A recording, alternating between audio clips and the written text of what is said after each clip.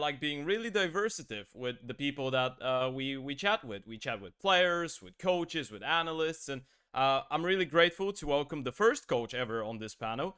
Is the one and only mithR, 33-year-old. He's been in CS for, I don't know, his entire life. And yeah, it's an honor, man. How are you doing? I'm great. I'm great. Thanks for having me. Now, for most of the people at home, they probably know you from your time on MOUZ, North, alternate attacks. Right now, you're on Apeks. You spent the last couple of years working with the Rebels team, with the Academy team. Now you're a part of the main team since 1 month ago.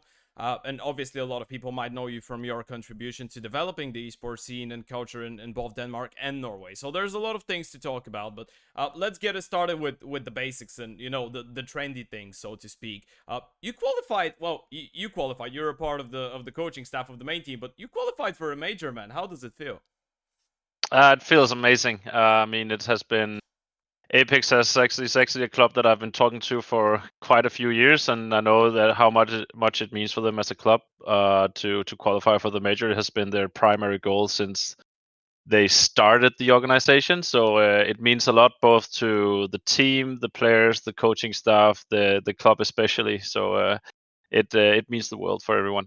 Yeah, I want you to talk us through the process a little bit because obviously you had your fair share of experience with tier 1 teams before with coaching, but then you decided to step it down a little bit. So, how would you compare the work with the Rebels team and the work with the main team now? And did you miss working with the big guys? I've yeah. First of all, I really did miss working with the big guys. Probably because the your approach to coaching is very different Mm-hmm. between coaching an academy team compared to coaching like tier 1 players, tier 2 players. I feel like I'm more in my comfort zone when it comes to coaching like tier 1, tier 2 players, because all of a sudden you're not necessarily the expert, but the players are the experts of the game. And what you do is basically a lot to has to do with facilitate, like that, getting everyone on the same page so we follow the same vision, so we have the same philosophy. You maintain and control all the conflicts, control the scheduling. Obviously you also help and contribute and have your opinions in the discussions, but you have it more on, let's say equal terms, Yeah. more than you dictating exactly what's going to happen or what kind of mistakes that's happening. Where coaching an academy team is more having you as the expert, I'd say, at Mm-hmm. least in my position, Yeah. where obviously obviously a lot of also has to do with letting the academy players make their own decision and let them do mistakes and learn from those mistakes. But you have like a lot more impact, I'd say, on the tactical, especially the tactical direction and development within an academy team compared to the main team in Apeks, at least. Mm-hmm. So you could say that when you're working with a tier 1 or a tier 2 team with the big names, as we put it previously, you're more of a guy that helps them stay in the right course more than teaching them how to play the game because they already know how to do that. And then Yeah, I uh mean, it's not like I'm going yeah. to gonna go into the main team and teach Jacob how to Yeah. play his position or whatever. I'm still going to challenge him, and I'm going to Yeah. watch demos with him and like help him develop. But it's more like me helping him develop himself Yeah. more than it's me telling him exactly what to do. Yeah, yeah, on guiding him on the right path to perfection. That's what we like to hear. I wanted to hear a little bit more about your work with Kuben as well, because as we know, he's the coach of the main team, and you're a part of the staff, but you're not necessarily the main coach. So how is it going between you two guys? Because I don't think a lot of people actually emphasize a lot, and it doesn't go to the public, so to speak, as to how important it is actually the communication and the quality of the communication between a head coach and the staff supporting him. Yeah. So me and Kuben is working actually on equal terms, I'd say. Mm-hmm. We have like the equal amount of impact. We have like the same amount of almost like power within the team. Like to the outside world, he stands as as the head coach, and he is the head coach of the team. He's also the one who stands behind them when they're playing officials, etc. And it should be like that. So I reckon that, like, looking in from the outside, I reckon that I'm probably looked at as some kind of an assistant coach. but it's not really that way it works. Like, we're working on equal terms, and I've been very, like, to be completely 100% honest, my concern with all of this has always been that I don't see myself as an assistant coach, and the assistant coaches that I have worked myself with has often just been, then they're this kind of analyst guy that does anti on every opponent, or like they do all the dirty work, etc. And that's not really like, when I got asked if I could help the main team, and also offered to help the main team. I think it went both ways within Apeks. I was very, very clear that I did not want to become that anti-strat guy that just that was the only thing I did. So I'm working with the players on one-on-one sessions. I'm especially during the evaluation phase, I'm controlling the evaluation phases, and leading the discussion, and also helping and creating game plans. So anti is a part of it, together with Kuben and kyxsan. But it's also a lot with working with the players individually, and doing exactly the same as Kuben, I'd say, with like we contribute in many of the same ways. Now the rules is that there can only be one coach on the server, and that is Kuben. So like, officially he still stands as the head coach. But yeah, I think that has been one of the concerns that I actually had going into this, was that I don't see myself, and I don't want to be, labeled as the assistant coach. I think I'm beyond that in some ways, and then people can call it greedy or arrogant or whatever. Like, Kuben is an amazing coach. Also, he has a great eye for detail, so I'm learning a lot. But I'm certain that he also learns a lot from myself. Yeah, I guess it makes perfect sense, right? Because you've been the head coach for you've been the head coach for, as we already mentioned, teams like MOUZ, like Nord. So it's really hard when you're used to being the head coach on a high level, and you know you can do the job. It's really tough pill to swallow, I guess, to just be like, okay, I'm gonna be that assistant guy that I've had before, and they're just doing antis and watching pistols and stuff like that. You feel like you can contribute more to the team than only that. Yeah, Which, and I do. I mean, yeah, I do contribute more than what you would say as an assistant coach. I think it's just the label that annoys me a little bit. But yeah. it has been a very, very great and learningful experience. And I mean, when the club, like when Apeks comes asking whether if I can help them or not, then obviously I'm going to do that. I'm going to do what's best for my employer, and I'm going to do everything for this team, and to get the best possible result at the major. And if both the team and the organization and Kuben thinks that that's having me on board in any way that they see fit, then I'm going to do that job. I'm also going to have very independent opinions, I'd say, and contribute a lot to the discussions and tactical gameplay, obviously, and have some kind of impact there. So I think it's a little bit of both worlds, I guess. But we're going to do whatever it takes, and no questions asked. Yeah, speaking about doing whatever it takes, I wanted to dig deeper into that because for me, because obviously you helped out the team from not only for the RMR but for the quals qualifier as well, right? You were working with the main team. And for me watching the team play, I was staying there because I told you I'm an OG Nord fan, so I've been following your work for some time, and I've noticed that antis is you're really good at preparing your team for a game. Let's put it that way. And there's been a lot of tactical depth shown a lot of the recent games for Apeks. So I'm pretty certain from what you're saying right now. You're deep into the preparations for games, obviously. But how was it preparing for the games at the RMR? Because you didn't really get too much time to prepare between matchups. And I know that you're a guy that loves doing his homework before games. So how was the entire process going there?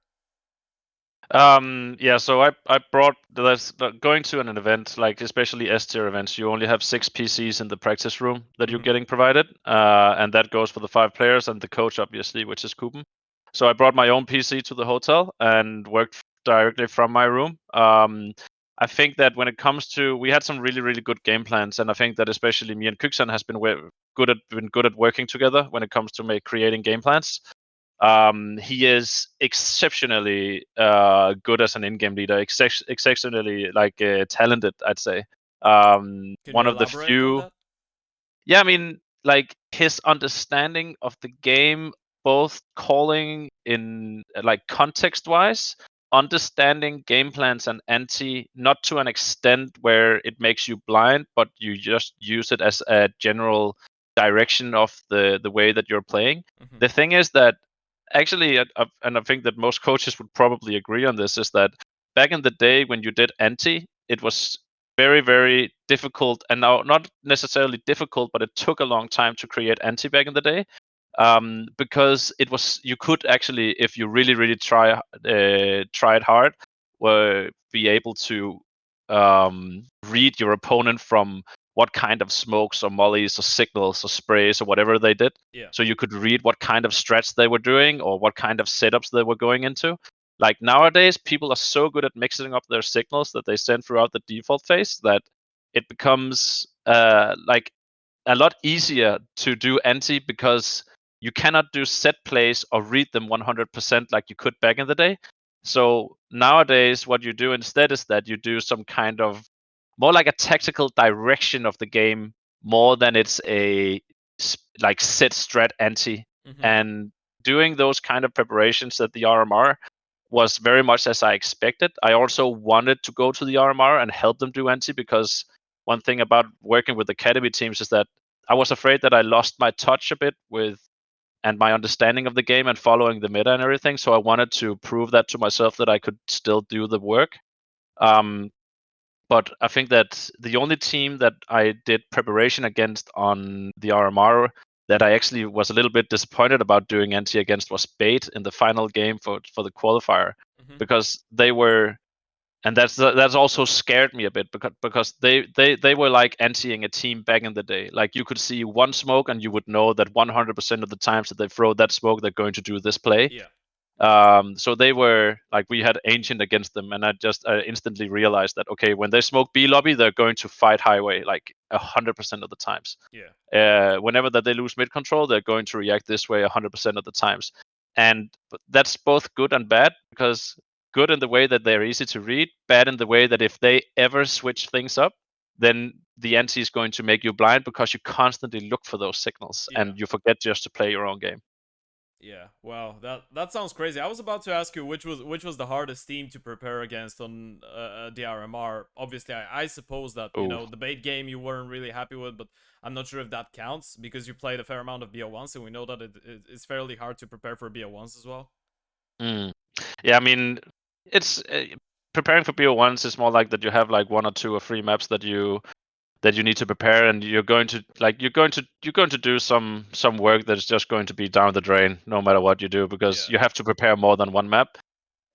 Sometimes, and I think that we were pretty lucky, sometimes you can even in BO1s you have to prepare up to 4 maps, depending on what they ban and what kind of tendencies they have. But I think that we were pretty lucky. I think that we prepared like most of our games in the BO1 phase, at least for like, we knew what map there was going to be against Gamer Legion. We knew what map it was going to be against FaZe. So they and both teams were, I'd say, like fairly easy to prepare against.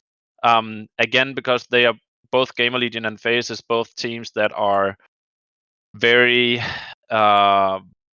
like they're good at mixing up their signals, so they're difficult to read, but that Yeah. makes the job anti-wise a lot more easy, because you have just to put like a general direction of the game. Like against this team, let's take mid delayed. Once we've taken mid delayed, or this team is using all of their nades early round, so let's play the late round game against them. Stuff like that. So it's Yeah. more like a direction and tempo of the game more than it's specific set plays against them, I'd say. Yeah, you don't want to get lost in the sauce, so to speak. You don't want to focus on the details way too much when you know that they're good at hiding their tails, which is, a really smart approach. I haven't thought about it from that perspective, but yeah, that sounds really cool, man. And last question about the RMR and the recent work, because you spoke about kyxsan, and this is a name you said that he's got a really good understanding on how to IGL, and he's a great player overall. He's not a name that has been talked about all that much since he joined Apeks, right? Even though, the results have been good, the team has been playing really well recently. But bar the fact that, you think that he's a great player, which is really awesome to hear. do you think that he's doing well, and do you think that, you know, well, obviously he's doing well, but how do you think the process of him getting used to calling in English went? And do you think that he's got a lot more room to actually develop as an IGL? Because we know that he was used to playing with Macedonians his entire life. So sometimes you need a couple months to kind of calibrate yourself to the English speaking environment and show the world your best. Yeah, definitely. There's a huge transition when it comes to calling in your natural language compared to going into English. I mean, I saw that first time in alternate aTTaX, I'd say. And one of the things that helped us a lot back then and has helped me ever since, it doesn't matter like what team that I have been coaching, has been that you need to have a lot of code words and preset routines and reactions. That everybody knows what to do and how to react in different kind of plays and strats.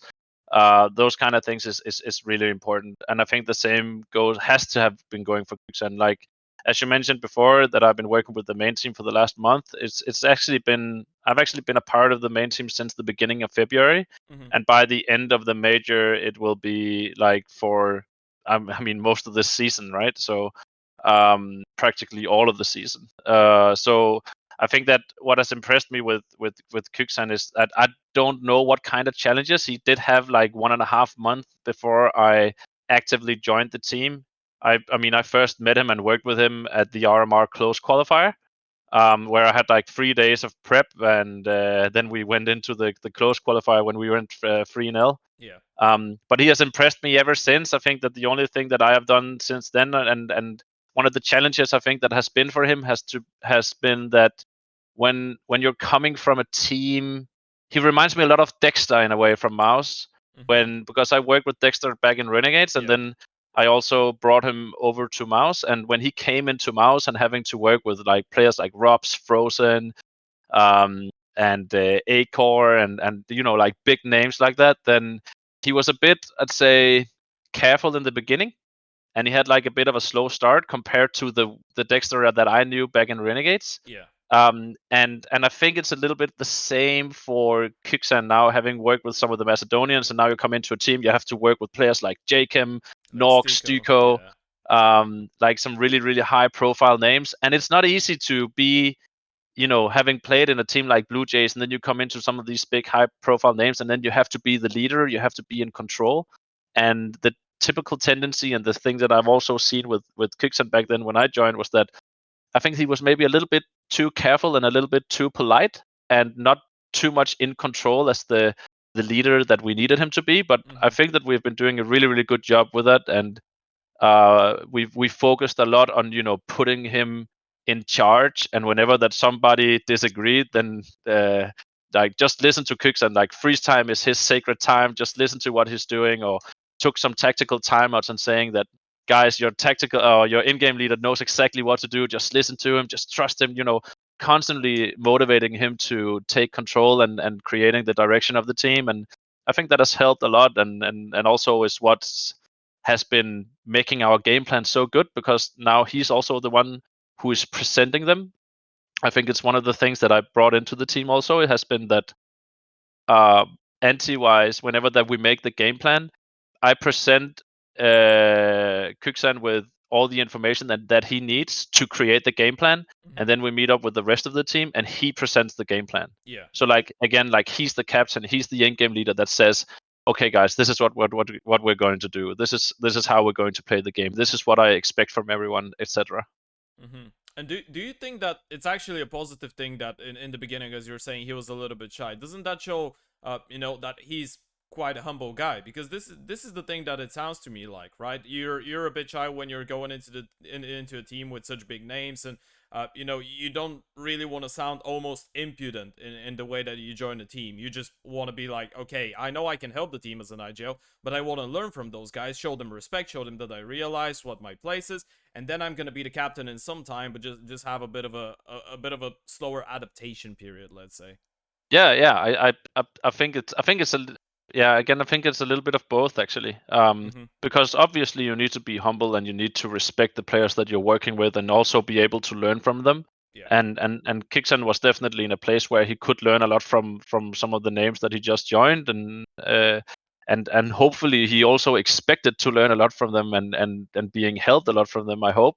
But again, it's difficult for me to say because he had already been in the team for 1.5 months, so I don't know the early beginnings of how he was when he joined. But he has definitely impressed me a lot with how complete of a player and understanding of the game that he has as an IGL, because he is good at following the playbook and following the game plan. But he's like, the most important thing I'd almost say is that he's good at thinking outside of the box and not do what is in the game plan or not do what is in the playbook, but is just calling the right thing. Like he's willing to make something up on the fly, because sometimes if you look at heroic, sometimes the right thing to do is just to buy 5 P90s and rush ramp, right? So Yeah, but yeah, I guess and he's KDL really is really good at another that. cherry. Yeah, that's true. Yeah. That's true. Yeah. Yeah, that's another topic. You know, they're managing to kind of play EU CS with a Brazilian note in there. Moving back to, I think we had enough of a chat about kyxsan and the team right now in the RMR. Moving back to you as a coach and as an analyst and all of that. I want to refer to something that Carrigan said about describing his venture with MOUZ, and the way that he stepped down from FaZe the first time. He shared that he was one IGL, then he steps down to MOUZ. He learns that he needs to change a little bit and become the leader that he is right now, and then he's gonna be ready. Kind of have his redemption arc, so to speak. Learn from his time in MOUZ.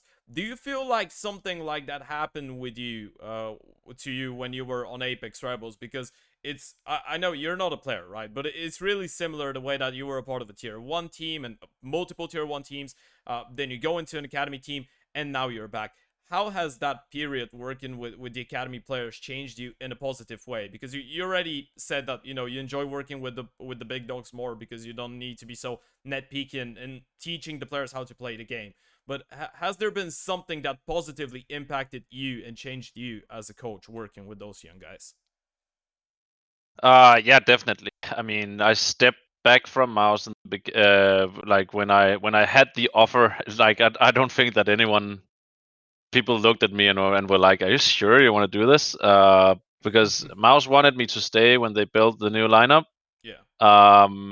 And I actively chose to join Apeks Rebels, like a Norwegian academy team, not just an academy team, but a Norwegian academy And team. you're half Norwegian And for everyone that doesn't I'm know, right?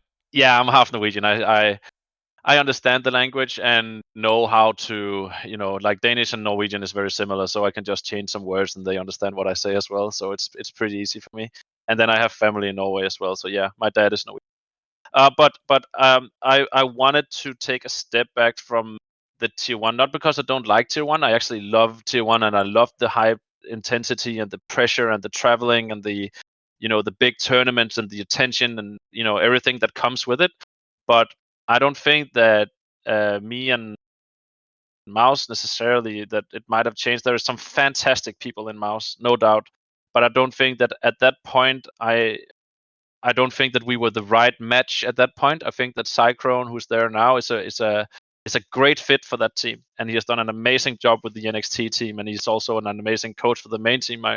I'm pretty sure, and but I don't think that me and MOUZ at the time when I left were a very good fit, because that uh, yeah, I wanted to fine tune some of my methods, and I wanted to change the game of coaching basically to what I believe in. I'm having some very strong values that I believe in, and I didn't feel like that I had it's a strong word, and it probably comes out a little bit more harsh than what it's actually meant as. But I don't think that we were completely on the same page with how I wanted to coach and how they wanted to support that vision. So I don't think that we were completely on the same page in every regard back then. Uh, Probably because there's miscommunication or whatever. I mean, me and the sports psychologist was and is still on very very good terms with each other. I still talk a lot with the team. I mean, at the RMR, after we both qualified, we sat down and we celebrated a little bit together, and before we went separate ways. But And it was great to see them again. But yeah, Rebels for me has definitely been a place where I wanted to fine tune some of my methods and really prove to both myself and the outside world that my ways of coaching is might be different in some ways, but at the same time they are working wonders. And I think that, at least from looking at the Rebels project so far, has been one big success story. Yeah. Okay. So obviously, I'm not gonna ask you to give us all the secret ingredients from the kitchen, right? But for you personally, what makes a great coach? What are the main characteristics of a good coach? I'd actually say, I think that one of the misconceptions that has been within coaching has been that people have had like this idea of coaches should be put in two different boxes. The Either hype you're a guy and the motivating coach, the analytical hype guy. guy, and the Yeah. analytical. Yeah, Yeah. basically, right? And I don't think that's necessarily true. And I think that people pointed at me that said, "Oh, he's the hype guy. He's the hype guy kind of coach." And I feel like, oh Jesus. Well, everyone's seen the Um, video of you storming into the studio when you qualified for the RMR. So yeah, and then they can make the conclusion automatically that he's the motivating kind of coach, yeah. like because they saw a 30-second video, right? But um, I think that one of my strong suits and what I think makes a good coach, and I don't mind giving you the secret ingredients of the kitchen or however you want to call it, because one thing that we agree, me and Apeks, is that I might share everything I do, and that might make you better, but that also creates pressure upon myself to become even better. And if you're going to copy what I'm doing, then you're never ever going to be as good as doing it as I am myself. Yeah. If you're going to make like a copy of my methods or whatever. So I don't mind that.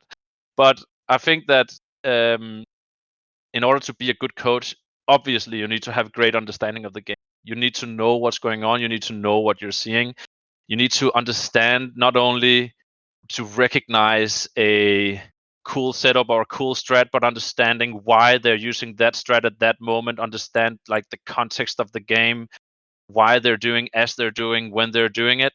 Another thing is definitely, and that I'd say that's the most important thing, is to create a healthy environment within the group, like common visions, common values, create like an identity within the team that is important, that everybody sticks to, that everybody believes in, and that they, buy into whenever that they're joining the team, because that's the main issue I feel like when I look into whatever team that I'm looking into, is that a lot of teams don't even look like they're on the same page with like how they're working. I, for one, know 100% that some of the teams that I've been a part of has not had the same identity. They have not had the same values, like including some periods of the MOUZ lineup back then. Yeah. I don't think that we were like we had a decent, great team. I mean, we won Flashpoint 3 with only losing one map back then, and we had one point where I think that we were the best team on Nuke in the world, thanks to the Dexter's vision and the way that he wanted to play the game. But at the same time, we definitely didn't have like great values, like not on an organization level, but like within the team. I don't think that we had very good values, or like an identity that everybody wanted to stick to. And I think that is actually one of the things that makes Kerrigan such a great leader, is that he gets everyone on the same page, and like he's good at creating like that good healthy environment around the group that everybody believes in, and everybody gets in behind him and follows him as the leader. And that's also one of the first thing I did with the Rebels project. It would also be the first thing from now on that I'm going to do with any team that I'm ever going to stand for and coach, is that the first thing we're going to do whenever I join a team is that we're going to create an identity. Like, these are the values. These are, and also some of the difficult topics to discuss, like how do we solve conflicts within our team? How do we proceed when someone needs to get benched? Is he going to get a warning first? Like, how does it work? What kind of power does the players have? What kind of power does the coach has, and what kind of power does the organization have? Like, unless you actually are willing to discuss some of these difficult topics, and soon as it has been done, then you're going to feel so much more comfortable, and it's going to be so much easier to work on an efficient level. But I think that, yeah, the most important thing as a coach is get everyone on the same page, make sure that everybody works towards the same goals, and create that team identity. Speaking about Actually that's really nice to hear, because I think I'm really proud of bringing up the Carrigan example now earlier for his career, and now that you bring him as well, I find a lot of similarities between the two of you, actually, in a way. And speaking about creating a healthy environment, there's something that there was no way I wouldn't bring out, and something that I really want to talk to you about, is the fact that you're one of the people that is responsible for CS being in Danish schools up to this date, right? And not a lot of people actually know that, right? You've had your fair share of trying to popularize to make it more popular, make esports and CS more popular in Denmark. So how important is that still for you? And is that something that you're still working on every now and then, or you haven't really had the time to be that involved? And what does it mean to you, knowing that in your, yeah, you're half Norwegian, but Denmark is still your one of your home countries, of your two home countries. But knowing that in your home country there's people being able to study what you do for a living and what you love at schools. Mm. Yeah, I think that I was very lucky both with the timing, I'd say back then, but I know I've been mentioned. My name has been mentioned at least a couple of times as a huge part of what we have done with like the school system within Denmark. I think the timing was exactly right, and what I did back then was I was very very clear about what I wanted to achieve with esports on schools, and I think that has maybe inspired a lot of other teachers and coaches to how they should teach their classes and how they should work with their esport programs. And I think that has been more like an as maybe I've been more like of an inspirational source than actually creating like a set curriculum. There is Okay. a lot of people within the Danish school system that has had a lot of vision, and we have been really good at talking together and sparring with one another about Mm-hmm. how we should do stuff. So I think it would have happened either way, but I think that I was on one of the first, if not the first, uh, not the first esport program within the country, but the first like serious esports program within the country where we put our attention towards CS. We wanted everybody to know that if you come to our school, and just to bring that up, like everybody can join one of these boarding schools, and the boarding schools are actually obligated to take in students that apply first and not by their skill level or Yeah. face it elo or whatever. So you're not always in control about what kind of students that you get in. But one thing that people knew about the school that I worked at, Højer Design Efterskole, was that when they joined that school, they would also join a very, very ambitious and serious program where we would, expect that people would do their homework before meeting up for class. If some of the teachers told me that, this student haven't made his assignment or turned in his paper or whatever, then he would not be able to, play with his team for the tournament that night. He would just automatically be benched until that he had actually done his homework. Like Yeah. 2 times a week, they would be sent out for a run or sent to the gym. We would expect basic good behavior, both online and within the school. So bullying was not acceptable. Doing stuff you were not allowed to was not acceptable. Trash talking people online was not acceptable.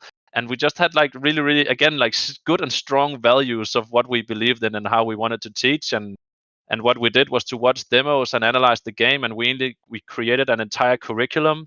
Like we even have exams that they like CS:GO exams that people would go to. I still attend them as like a is it called a censor or also in English? I'm not too sure. Like the one that I think joins I know what the you're talking about. Yeah. yeah, I'm joining the teacher, and I'm like Yeah. evaluating the students for their exams, and then they're going to like get a grade and everything. That Yeah. gets on their final paper as well. Like so yeah, everything has been done very very seriously, and you can also see that a lot of the new CS:GO talent coming up in Denmark is actually you can recognize those names because they have been going to some of the very ambitious schools within the country. Yeah, this is something that I wanted to hear your opinion about, because there's been a lot more younger and really good players across multiple esports, different esports and titles.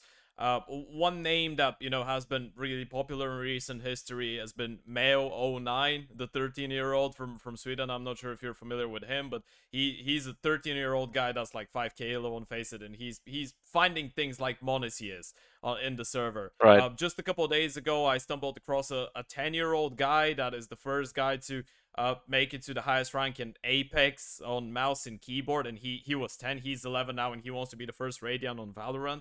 So I wanted to ask you, because back in the days, obviously, I assume you started playing computer games at a pretty young age, but surely you didn't start playing for 10 hours a day when you were 8, right? It was different times.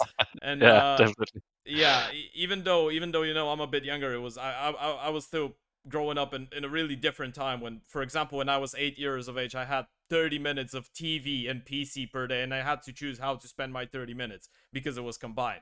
So now all of those guys, you can go and play CS at school, you can study it, you're playing 10 hours a day, you're signing professional contracts as soon as you make 16, you turn 16 years of age, and you start earning an enormous amount of money.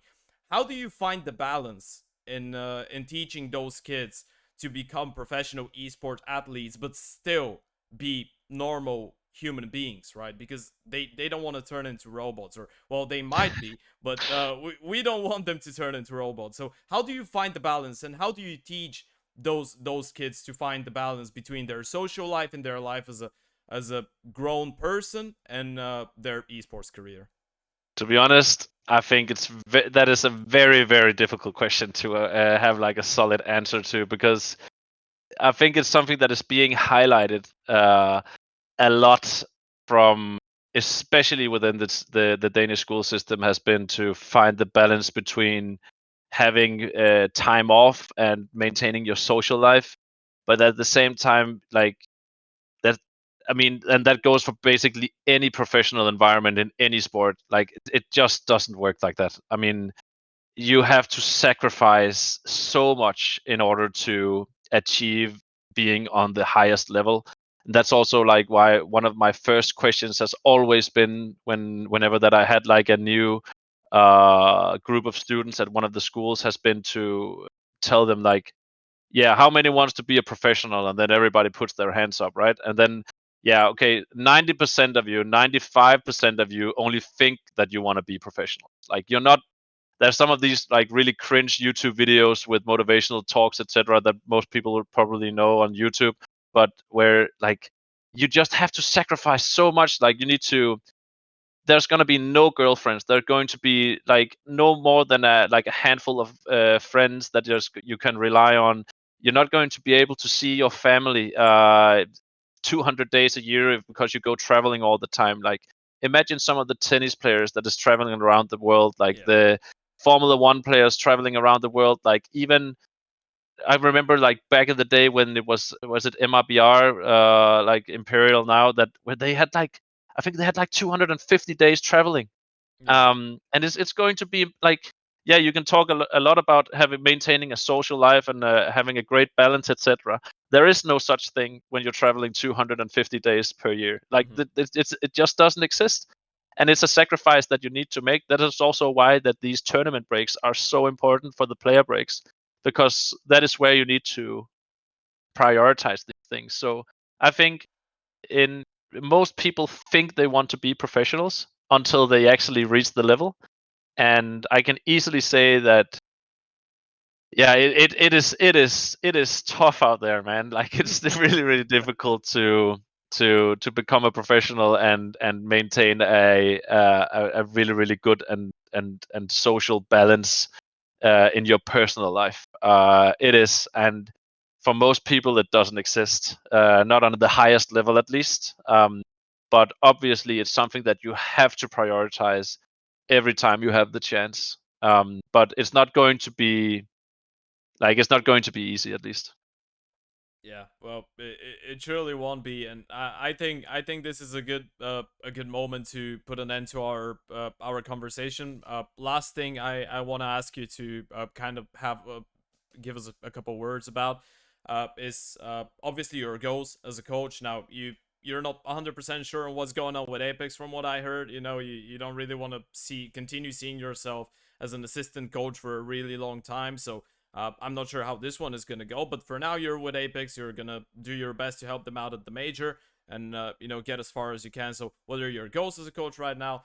And how are you feeling going into the major? I know there's still a lot of time for you to prepare, and, you know, some things might change, but do you feel confident going into it? I mean, first of all, like my goal is to help Apeks as a club succeed, and I'm going to do whatever I can in order to make that happen. I am in Apeks as the head coach of the Rebels project, and I'm going to continue as the head coach of the Rebels project.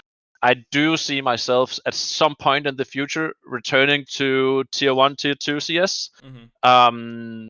Because I think I still have what it takes. I know I still have what it takes, and I think that I can still compete at that level. I think I have learned a lot from my endeavors, both through like in my entire career, and especially working with talents and doing talent development. I'm also taking courses and going to courses on communication and becoming like a physiotherapist and everything in order to Mm-hmm. do and taking sports psychologist classes and everything in order to improve my own skills to be the best version of myself and to prepare me for making my comeback to the higher tiers. But for now, I'm very very happy with where I am. I'm going to help Apeks, like the main team, for the major. As soon as the major is done, like the plan is that I'm going to go back to the Rebels project and continue to coach them and continue creating like a healthy environment within the Norwegian scene, which I've also done with the Danish scene, or helped at least at within the Danish scene. Mm-hmm. So I'm going to do the same here. That's basically the idea. And but obviously right now Apeks has qualified for the first major in the history of the club. So I'm going and they have asked me to help them out, and obviously I'm going to do whatever it takes and help the team the best way I can. I think our chances for the RMR is, or no, sorry, for the major is pretty good. We have Liquid in the first game, a great team. I don't think that they are unbeatable at all. I think it's going to be very difficult for us to continue into the legend stage, but I definitely see it as possible because we have great individuals within the team, and especially with the amount of time we still have left, then I think that we can implement a lot of things, especially on the CC side, that makes us a really, really strong and solid team and a team to fear. Well, I'll be looking forward to it. I really believe that you could be a team to fear, and I really hope that you will be a team to fear at the major. Thank you again for joining me. It was a big pleasure having this conversation with you, and yeah, good luck at the major, my friend. Thank you, you too, and it was a pleasure to join.